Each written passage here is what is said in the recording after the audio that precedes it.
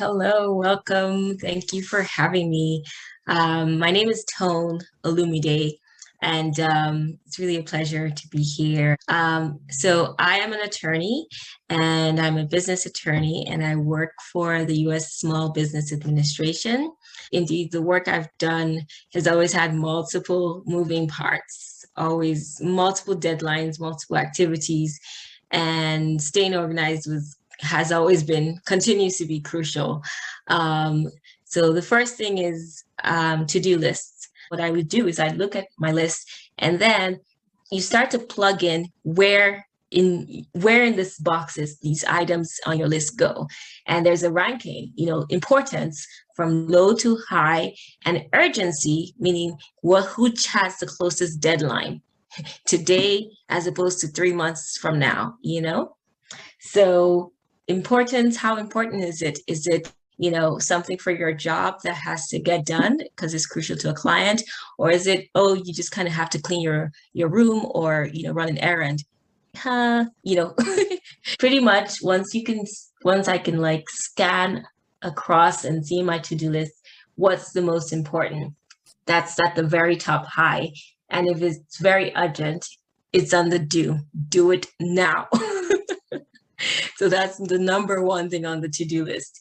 Then we see, okay, there are some things also that are important, lower in importance, and it's not really urgent. The deadline may be 3 months from now.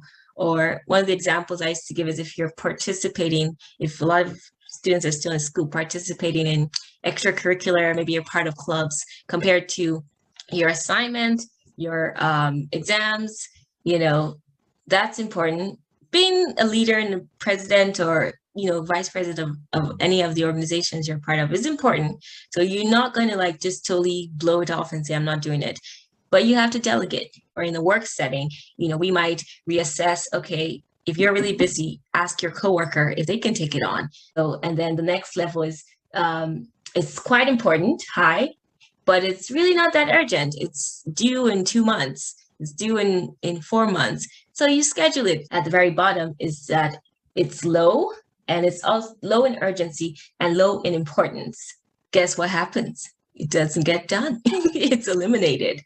What is the most, random things that seem nice to do, but really in the scheme of your list, they're not that important. Now, when I'm absolutely not busy, maybe I can revisit putting this back on the list, but eliminate, delete, delete things that are not so important so that the most important things, are top priority.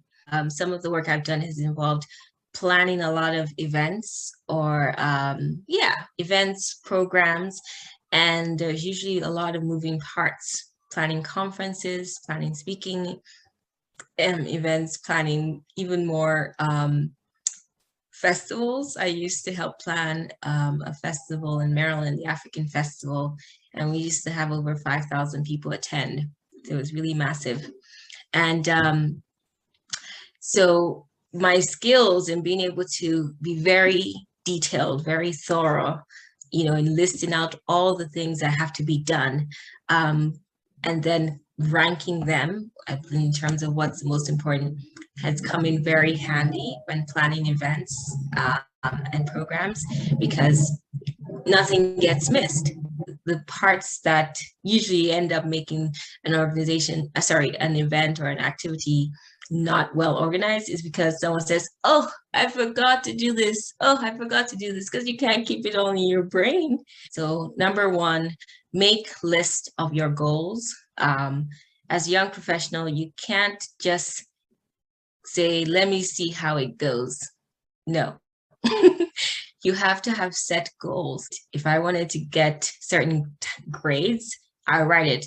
My goal this semester is to get an A in this class. My goal is to get an internship at this organization. Be so specific.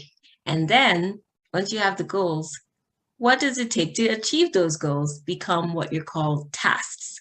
So I said one of my goals, during school was always get high grades, right? So you write that goal and you just sit down and be like, oh, okay, that's interesting. No, it then becomes write the tasks that involve getting high grades. A, I'm going to study this, subject 3 hours a day. That's a task. B, I'm going to go to office hours. That's always every whatever, Mondays at 2. As much as possible, have other people that you think you can talk to and share your goals with that will help you be accountable. Because until you get into the practice, or if you're super driven, you could probably do it without anybody else. But in just getting into the routine of it, if you haven't done it for a while, it might be hard to stay motivated. So share it with 1 or 2 like-minded friends or mentors who can say, oh, how's it going? Where are you in your goal? And you, out of not wanting to be embarrassed, will probably keep going to make sure that next time you're asked, you have something to report back.